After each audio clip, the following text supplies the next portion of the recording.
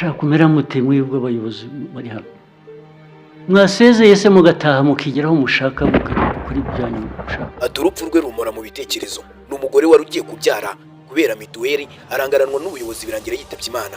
Perezida wa Repubulika y'u Rwanda Paul Kagame yasabye ubutabera gukurikirana ikibazo cy'abayobozi barangaranye umugore wo mu karere ka Karongi wari utwite agiye kubyara ari kubise banga kumuha serivisi kubera mituweli birangira hasize ubuzima. Kese yarabaye irazwi ahubwo abayigezemo uruhare sinzi aho bari heho. Urasanga nabo they just walked away free. Minister of Justice ndashaka ko iyo case ndashaka kumenya uko yabyagenze. Ikintu cyatunguye abantu benshi nukuntu umwe mu bayobozi bayoboye aka karere atarazi by'iyo case ahubwo ayibutswa na Perezida wa Repubulika y'u Rwanda. Abantu ba Karongi mugomba kuba muhazi. Karongi muri he? Ntabwo yize. Iyo umugore wapfuye ubwo nawe cyo ni ikibazo. Uri umuyobozi w'injiji uraho ntuzi iyo story igomba kuba izwe mu mateka ya Karongi. Kuba utayizi byashoboka bite? Yakomeje avuga ko kandi abayobozi nk'aba ngaba arabirasi kandi biratana ubusa. Bumva ko inshingano ze zimunaniye gakwiye kwegura akava kuri iyo mirimo. Mwasezeye se mugataha mukigeraho mushaka mukajya gukora ibyanyu mushaka gukora. Murakora iki muri iyo myanya? Inkuru yabaye Kimomo iba mu karere ka Karongi n'umubyeyi wari ugiye kubyara ariko mituweli ye yari itameze neza muri systeme musubiza mu rugo ngo ajye gushaka ukayikosoza. Umugore akomeza gutakamba yinginga abayobozi ababwira ko ari kubise bityo rero akwiye kuzabikurikirana nyuma ariko bamubera ibamba. Uwo mugore yavuye ku kigo nderabuzima ajya mu rugo kubera ubushobozi buke birangira apfiriye mu rugo rwe. Uyu muyobozi yashatse kumvikanisha ko ari ikibazo cyo guhabwa serivisi mbi. Perezida Paul Kagame yemeza ko atari serivisi mbi ahubwo ari icyaha cy'ubwicanyi icyo bita criminal mu rurimi rw'icyongereza.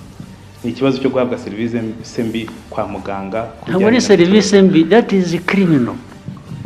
Absolutely criminal. Uyu muyobozi uri kuri ubu ngubu yananiwe gusubizanya kuba Perezida wa Repubulika y'u Rwanda Paul Kagame kuri iki kibazo cy'uyu mugore witabye Imana kubera uburangare bw'abayobozi maze arya iminwa koko. Yakomeje yisobanura ko atari we wari uriho bityo rero atabizi. Ntabwo iyo story is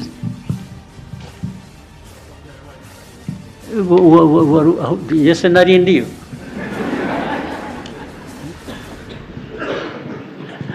N'abandi babizi ntabwo bariyo. Perezida wa Repubulika y'u Rwanda yahise amubaza ati ninde wagombaga kubimenya? Ati kubera iki abayobozi mujyaho ubundi mukajya ku butegetsi nimukurikirana ibibazo biri kuba. Hari ikibazo ngo navugaga aho nahereye. Abayobozi mutagira ibintu mukurikirana muyobora mute.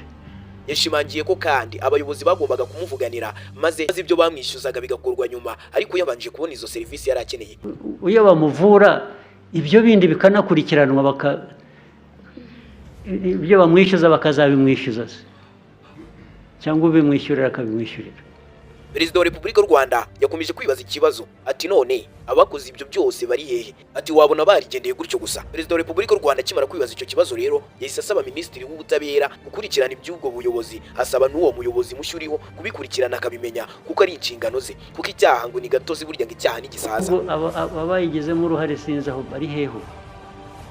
Urasanga nabo they just walked away free. Minister of Justice ndashaka ko iyo case ndashaka kumenya uko yabyagenze. Babikoze icyo gihe ndibuka erega byaje no mu cabinet turabiganira ariko abo bantu bagomba gukurikiranwa bakoze ibingibi. None se mwebwe urabyumva mute? Nitwa Justin Rakoze umuhungu w'Abanyarwanda. Iyi ni Kigali TV Show mwibutsa gukanda subscribe.